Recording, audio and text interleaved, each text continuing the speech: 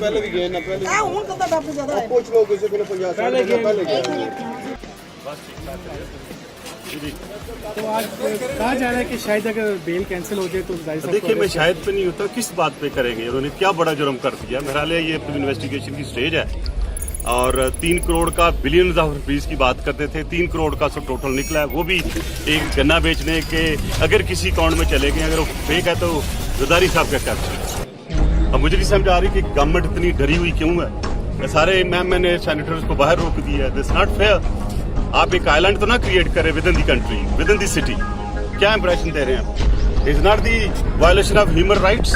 I call upon the authorities के होश के नाखिन लें और हम कम से कम इलेक्टेड रिप्रेजेंटेटिव के साथ ये बिहेवियर करें।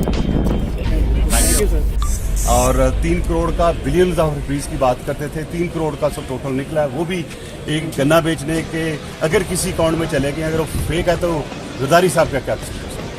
अब मुझे नहीं समझ आ रही कि गवर्नमेंट इतनी डरी हुई क्यों है। सारे मैंने सैनिटर्स को बाहर रोक दिया है। This not fair.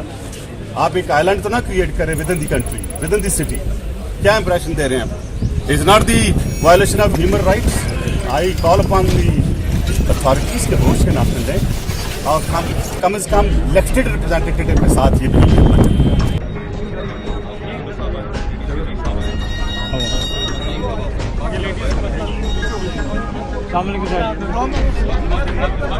हेलो,